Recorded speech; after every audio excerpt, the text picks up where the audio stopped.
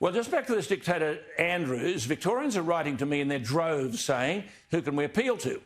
You've heard me just say there should be a royal commission, there should be prosecutions, and someone has to nail the governor, who has reserved powers. I repeat, to quote, ensure that Victoria's system of government operates within the accepted democratic and constitutional framework.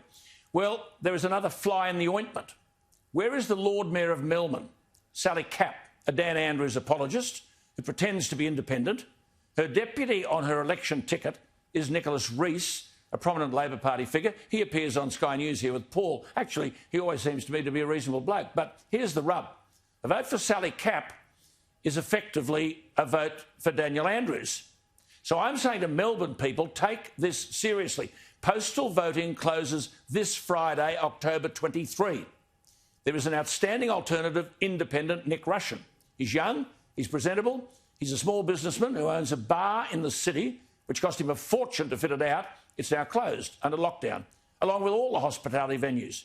He's heard medical experts say correctly that lockdowns don't work. He's heard the Oxford University Professor of Theoretical Epidemiology, Sunetra Gupta, urging Australia, and I quote, to abandon its selfish and self-congratulatory lockdowns.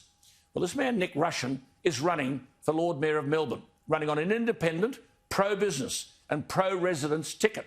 So Melburnians, come on, here's your chance. The first opportunity for people power. This bloke will stand up to Andrews and reopen the city. He's a common-sense fellow and will end the lefty group think. Sally Capp is essentially a bureaucrat and an ex-lobbyist. She was the Victorian Director of the Australian Property Council. She's part of the political swamp.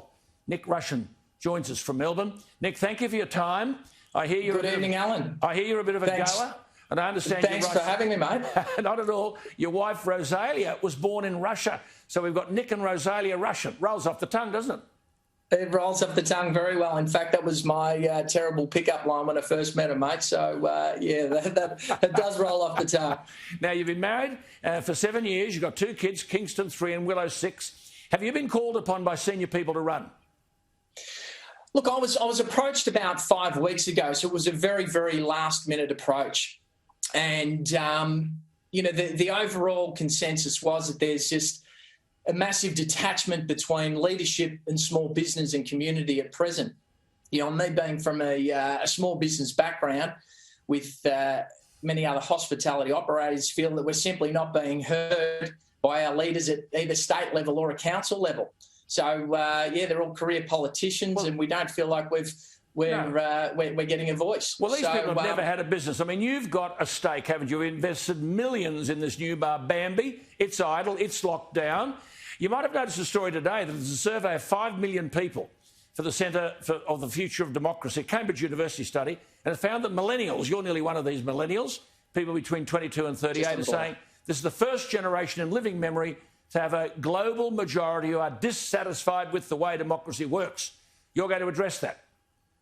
Absolutely. Look, I believe there needs to be a complete cultural change within the council. It's just so left, and as you mentioned earlier, this whole group think it's just sending us down the wrong track. So, if I get into power, then I'll be taking more of a common sense approach, business approach, an innovation approach to try and get us out of this mess. At the moment, none of the other candidates have run a business in the CBD.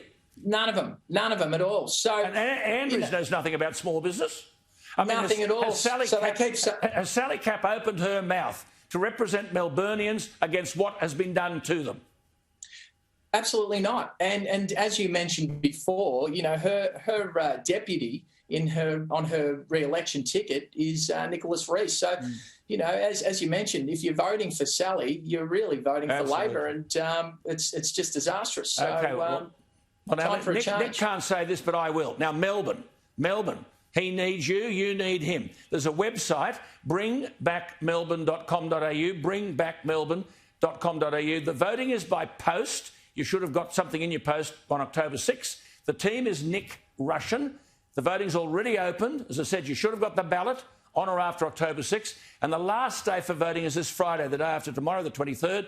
And the last day for your postal vote to be received is the following Friday, the 30th of October. So come on, Melbourne, people power. You've got to vote. Nick, good to talk to you and good luck.